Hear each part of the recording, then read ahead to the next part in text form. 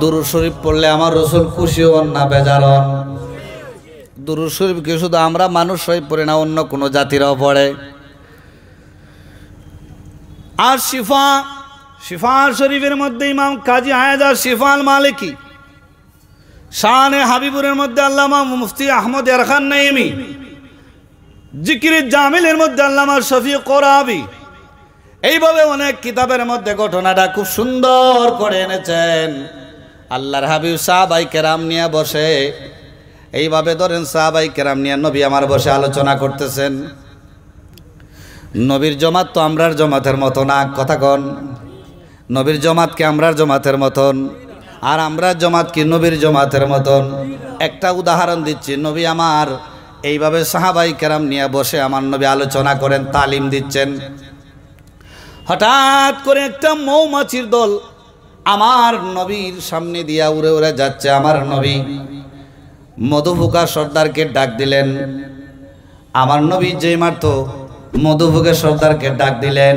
মধুফুকের সর্দার বিনয়ের সাথে আমার নবীর কাছে আসিয়া বলে, কায়া ইয়া রাসূলুল্লাহ, হে নবী গো, আমাকে কেন ডাকলেন? মধুফুকের সর্দার আমার নবীর কথা শুনে কি শুনে না? আমার নবী বলেন, মধুফুক, তোমাকে ডাকছি কেন জানো? বলে, কেন ইয়া রাসূলুল্লাহ? আমার নবী বলেন, তোমরা যে উড়ে উড়ে যাও, যাওয়ার সময় একটা আওয়াজ করো। তোমাদের এই আওয়াজটা, এই স্বভাবটাকে বন্ধ করা যায় না। মধুফুকের সর্দার ডাক দেয়া কয়, নবী গো,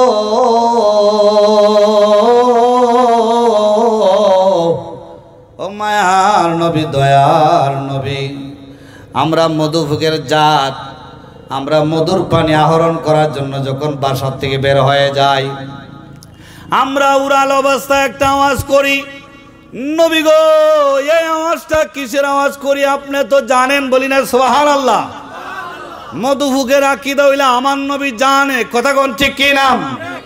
আমার নবী ডাক দেয়া কয়, মধুফুক, আমি জানি, কিন্তু তোমার জবানে বলো এটা কিসের আওয়াজ তোমরা করো। মধুফুকের সর্দার ডাক দেয়া কয়, নবী গো, আমরা মধুফুকের দল নিজের বাসা থেকে যখন পানি সংগ্রহ করার জন্য, বিভিন্ন ফল থেকে ফুল থেকে রস সংগ্রহ করার জন্য যখন বের হয়ে যায়, উড়াল অবস্থায় আমরা থাকি। আমরা উড়াল অবস্থায় থাকার সময় আমরা গুনগুন সুরে একটা আওয়াজ করি, ইয়া রাসূলুল্লাহ, ইয়া হাবিবাল্লাহ, নবী গো। এই আওয়াজটার কোন দুনিয়ার আওয়াজ নয়, আপনি নবীর উপরে আমরা গুনগুন সুরে দুরূদ শরীফ পড়ি। আর একটু আওয়াজে বলি না সুবহানাল্লাহ। এবার আমার নবী ডাক ডাক কয়, মধুফুক, বুঝলাম দুরূদ শরীফ পড়ো, এই কথাটা আমাকে বলো, তোমাদের মধুটা এত মিষ্টি কেন, এত স্বাদ কেন? মধুফুকের সর্দার কয়, নবী গো, আমাদের মধু এত মিষ্টি কেন, এত স্বাদ কেন, এটা তো আপনি নবী জানেন। আমার নবী বলে, না না না, তুমি বলো, তোমার জবানে বলো। মধুফুকের সর্দার কয়, নবী গো, বিভিন্ন ফুলের রস সংগ্রহ করে আমরা আমাদের বাসার মধ্যে, আমাদের গর্তের মধ্যে, ঘরের মধ্যে রাখি। রাখার পরে আপনার নবীর উপরে যখন আমরা কয়েক মর্তবা দুরূদ শরীফ পড়ি, দুরূদ শরীফ পড়ার সাথে সাথে এটা মধুয়ে পরিণত হয়ে যায়। তাহলে দুরূদ শরীফ পড়লে লাভ হয় না লস হয়? আমরা যে মধু খাই, মধু আমার নবীর উপরে দুরূদ শরীফ পড়ার কারণে এটা মধু হয়, বলি না সুবহানাল্লাহ। আমার বন্ধুরা, আমার ভাইয়েরা, সেই নবীর মহব্বত নিয়ে যদি আমরা যদি কবরে যেতে পারি রে, আমার নবী কবরে আসবে কি আসবে না? নবীর মহব্বত নিয়ে যদি কবরে যেতে পারি, কবরে যেই মারতো আপনি আমারে রাখা হবে।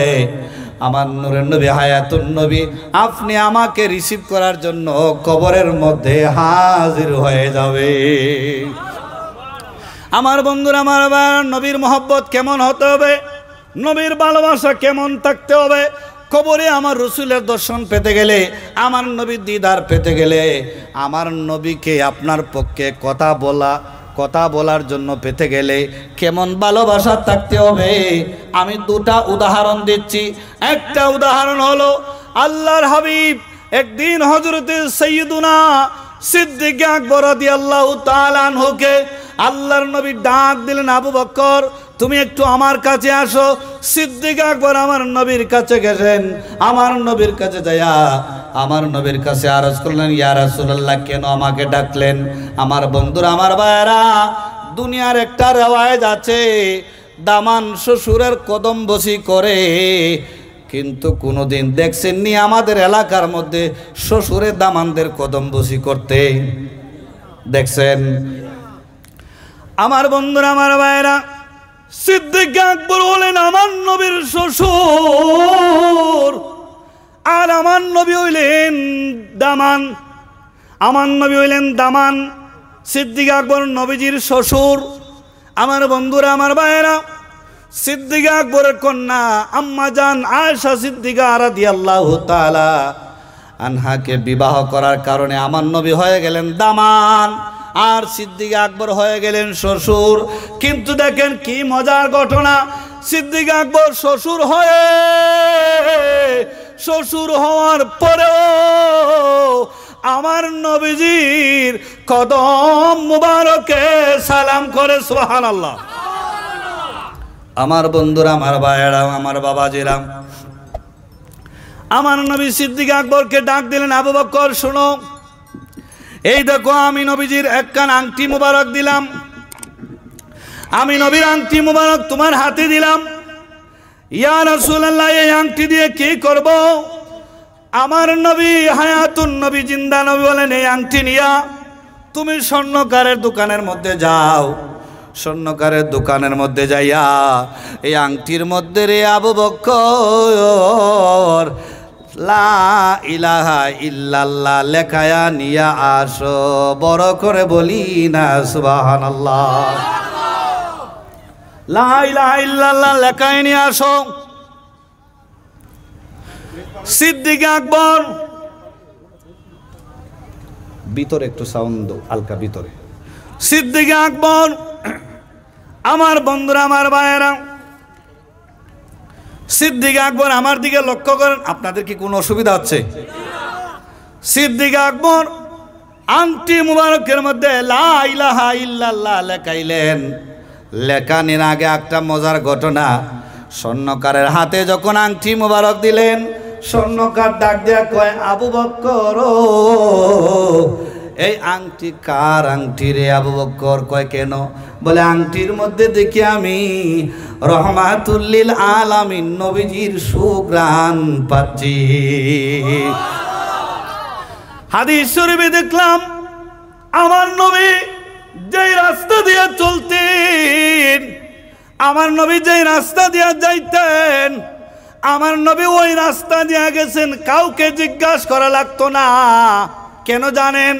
আমার নবীর শরীর মুবারক থেকে যে সুঘ্রাণ চড়াইতো, এই সুঘ্রাণে ওই শত শত মাইল পর্যন্ত এই রাস্তা দিয়ে নবী গেছেন, সুঘ্রাণই বোঝা যাইত।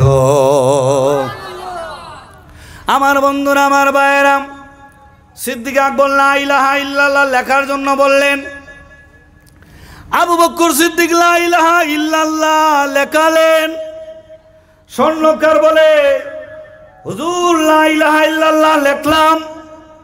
সিদ্দিক আকবর চিন্তায় পড়ে গেলেন, যেই নবীর নাম আরশের মধ্যে লা ইলাহা ইল্লাল্লাহর সাথে মুহাম্মদুর রাসূলুল্লাহ লেখা, জান্নাতের চৌকারে চৌকারে লেখা, হুরগিল মান্দির চুকির পুতুলিতে লেখা, আদম নবীর দুই স্কন্ধের মধ্যখানে লা ইলাহা ইল্লাল্লাহর সাথে মুহাম্মদুর রাসূলুল্লাহ লেখা।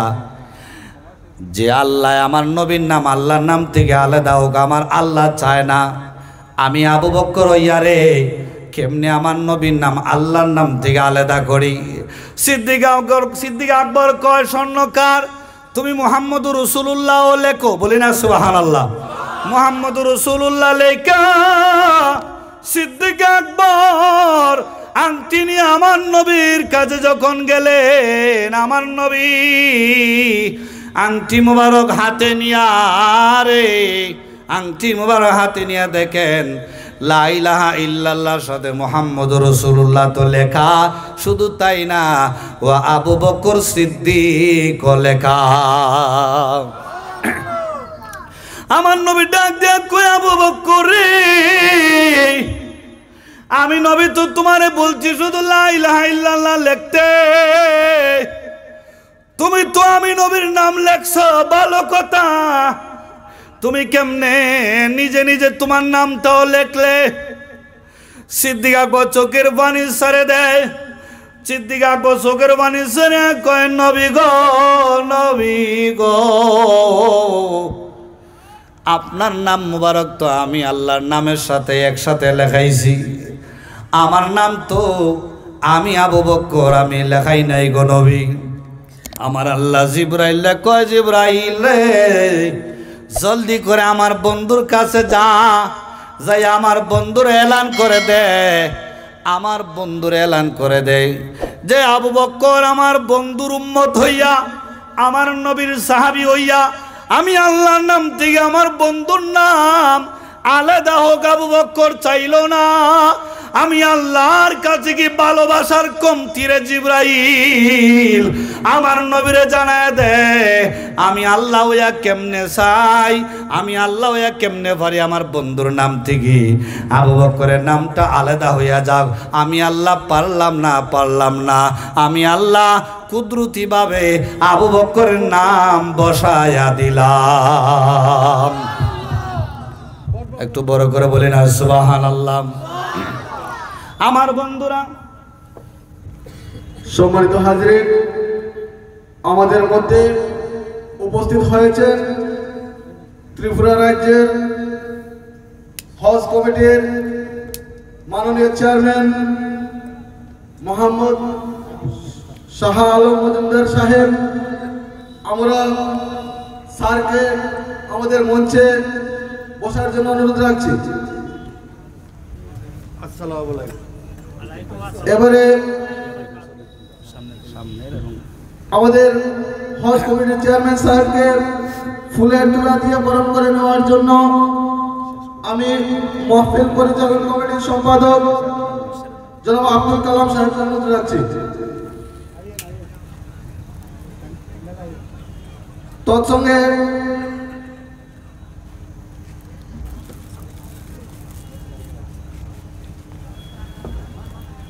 তৎসঙ্গে আমাদের অতিথিকে বেশ পরিধান করার জন্য আমি আমাদের কমিটির সদস্য আব্দুল হককে অনুরোধ রাখছি।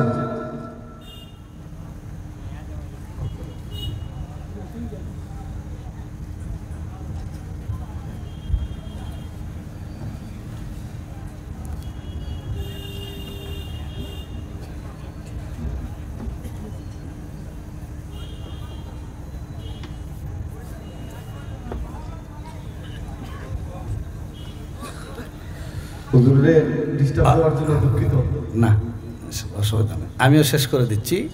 এখন নমাজ হবে মনে হয় নাকি? না 2-5 মিনিট সময় আছে? 5 মিনিট ইনশাল্লাহ। একটু দূরে শুরু আল্লাহুম্মা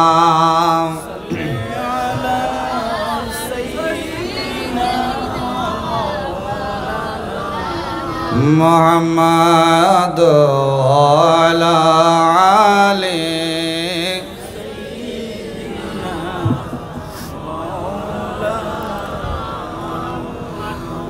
নবীরে ভালোবাসলে দাম বাড়ে না কমে? সিদ্দিক আকবরের দাম বাড়ছে না কমছে? আমার বন্ধুরা, আমার ভাইয়েরাম,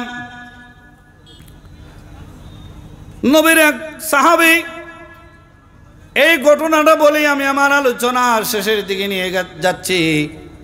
2-4 মিনিটে শেষ করে দিব ইনশাআল্লাহ। নবীর এক সাহাবী নতুন বিয়ে করলেন। বিয়ে করার পরে ফরজ গোসল দেওয়ার জন্য যখন পানি নিলেন, কে জানি বলে গেল দিনের নবী মুহাম্মদ রাসূলুল্লাহ শহীদ হয়ে গেছেন। নাউজুবিল্লাহ বলে। এটা কাফের বেঈমানরা নবীজি শহীদ হয়েছেন এরা খবর অপপ্রচার করছে। উহুদের জমিনে আল্লাহর নবীজি শহীদ হয়ে গেছেন, শাহাদাত বরণ করছেন, এটা কাফেরদের অপপ্রচার। কে জানি বলে গেল আমার নবী দুনিয়াতে নাই। সাহাবী রাসূল হাতের পানি ফেলে দিলেন, দৌড় দিয়ে ঘরের মধ্যে যায় বিবির কাছে কয়, বিবি রে, বিবি রে, কে জানি বলে গেল আমার নবী বলে দুনিয়ার জমিনে আর নাই। ও বিবি, তলোয়ারটা দে, যুদ্ধের ময়দানে চলে যাব। বিবি ডাক দেয়া কয়, স্বামী গো, আপনার উপরে তো গোসল ফরজ হয়েছে। নবীর সাহাবী ডাক দেয়া কয়, বিবি রে, যেই নবী দুনিয়াতে নাই, আমার নবী যদি দুনিয়াতে না থাকে আমি ফরজ গোসল কার জন্য দিব রে বিবি? বিবি রে, আমার গোসলের প্রয়োজন নাই, তলোয়ার দে, দেরি করিস না। বিবি চোখের পানি ছেড়ে দেয়, বলে, স্বামী গো, সবে মাত্র বিয়ে হলো, এখনো ভালো করে আপনাকে আমি দেখতে পারি নাই। ও স্বামী, আপনি যদি যুদ্ধের ময়দানে চলে যান গো, আমার কি উপায় হবে? নবীর সাহাবী ডাক দেয়া কয়, বিবি রে, বিবি রে,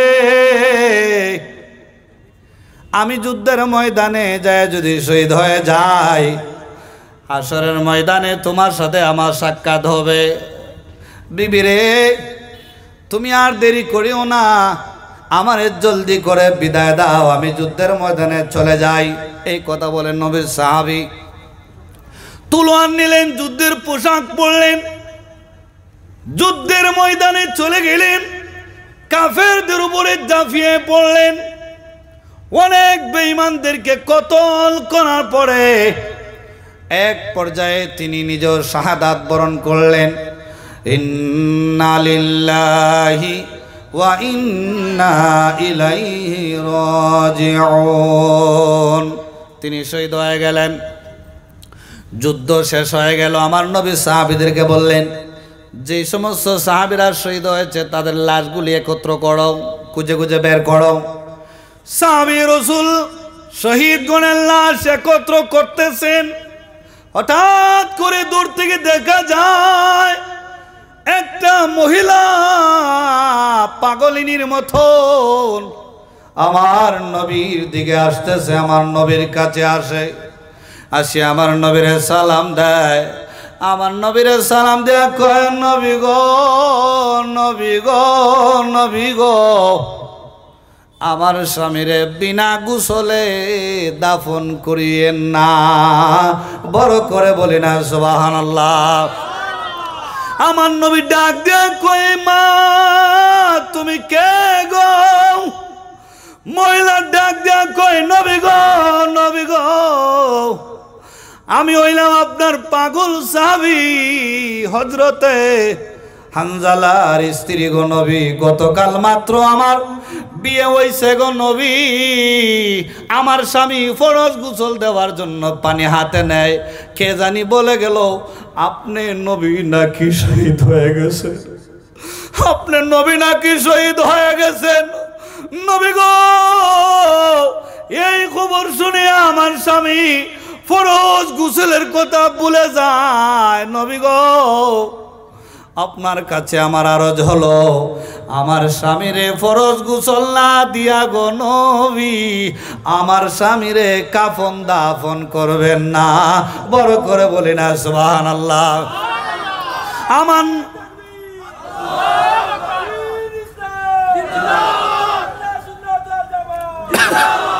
আমার বন্ধুরা, আমার ভাইরা, আমার নবী সাহাবীদেরকে এলান করে দিলেন, আমার সাহাবীরা রে, আমার হানজালার লাশ কোথায় আছে একটু তালাশ করে দেখো। সাহাবীরা যুদ্ধের ময়দান ঘুরে ঘুরে তালাশ করলেন, কোথাও হযরতে হানজালার লাশ পাইলেন না, কোথাও হযরতে হানজালার লাশ পাইলেন না। সাহাবীরা আমার নবীর কাছে আসে কই, নবী গো, আপনার সাহাবী হানজালার লাশ তো আমরা পাই নাই। আল্লাহ জিবরাইলে ফাটা জিবরাইল আমার বন্ধুরে যা করে, আমার বন্ধু একটু মাথা মুবারক উপরের দিকে উঠানোর জন্য সুবহানাল্লাহ বলি। আমার নবীজি মাথা মুবারক একটু উপরের দিকে উঠানোর পরে আমার নবী তাকিয়ে দেখেন আল্লাহর রহমতের ফেরেশতারা জান্নাতের পানি দিয়া হানজালারে গোসল করাইতেছে। নবীরে ভালোবাসলে দাম বাড়ে না কমে? বড় করে বলে বাড়ে না কমে? ভালো যদি বাসতে হয় নবীকে বাসন, ভালো যদি নবী বাঁচানেওয়ালা, নবী তরানেওয়ালা, কথা বলেন ঠিক কিনা? নবী বাঁচানেওয়ালা, নবী তরানেওয়ালা, প্রাণের চেয়ে প্রিয় তাই, প্রাণের চেয়ে প্রিয় তাই নবীকে বাসন, ভালো যদি বাসতে হয় নবীকে বাসন। চিৎকার মেরে বলে আল্লাহু আকবার। আল্লাহ রাব্বুল আলামিন যেন আজকের এই নুরানি ইমানি ইরফানি সুন্নি মাহফিল যেন আল্লাহ কবুল এবং মঞ্জুর করেন, সকলে বলে আমিন। আজকের এই মাহফিলকে উসিলা করে এই এলাকার যত মুমিন মুমিনাত, মুসলিমিন মুসলিমাত অন্ধকার কবরে আছেন, আল্লাহ যেন তামামের কবরকে জান্নাতের উচ্চ মাকাম হিসাবে কবুল আর মঞ্জুর করেন, সকলে বলে আমিন। আপনারাও আমার জন্য দোয়া করবেন, আমিও আপনাদের জন্য দোয়া করব। আমি মুসাফির মানুষ, বাংলাদেশ থেকে 360 অলির দেশ বাবা শাহজালাল ইয়ামনি মুজাররেদি আলাইহি রহমতের দেশের একটা নগণ্য গোলাম, হবিগঞ্জ জেলায় আমার বাড়ি। 120 আউলিয়ার মাজার যেখানে সৈয়দ নাসিরউদ্দিন সিফাত আলাহ রহমতুল্লাহ আলাইহি, উনার দরবারের পাশেই আমি গুনাহগারের বাড়ি। বলি মারহাবা। আল্লাহ পাক অলিদের খেদমতে, অলিদের গুলামির বদলতে আল্লাহ যেন আজকের মাহফিল কবুল এবং মঞ্জুর করে, সকলে বলে আমিন। ওয়া মা আলাইনা ইল্লাল বালাগ। আসসালামু আলাইকুম ওয়া রাহমাতুল্লাহি ওয়া বারাকাতুহু।